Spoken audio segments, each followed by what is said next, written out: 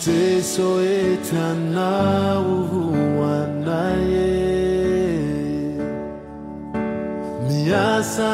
minyeri sifana havazo indray ny fonay raha kofiniranao zay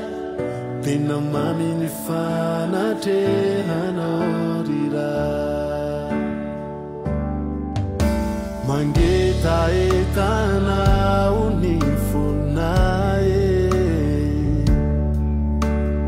te igiokilay fahasoavanao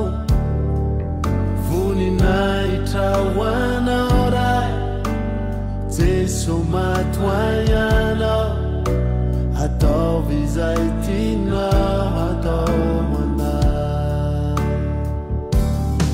la herinao tompony ilay pikasika lay tananao mahery no tiako iazona tiako loatra ny ao aminao eto ny fanatrehanao mahery anao masiny anao tompo ianao mangetaetanao ny fonay te igiokilay fahasoavana voninaitrahoanao ray Jesu matoayanao ataovy izay tianao atao anay la herinao tompony ilay pikasika lay tananao mahery no tiako iazona tiako loatra ny ao aminao eto ny fanatrehanao mahery anao masiny anao tompo ianao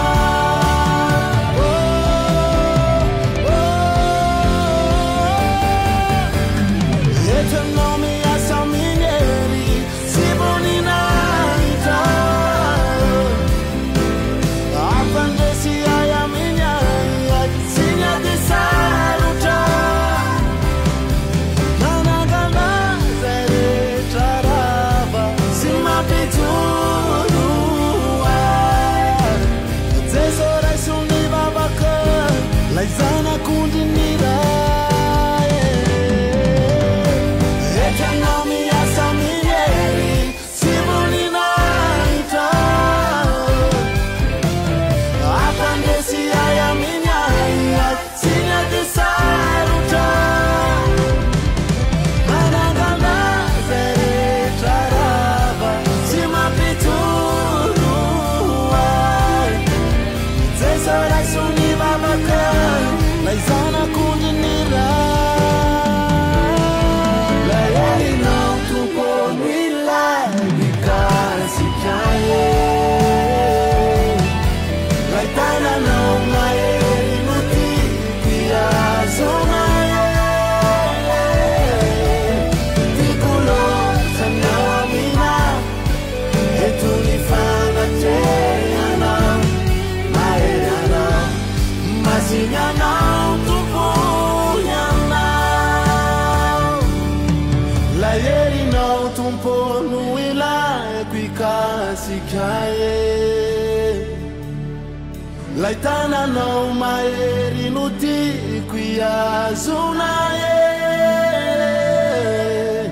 tiako loatra ny ao aminao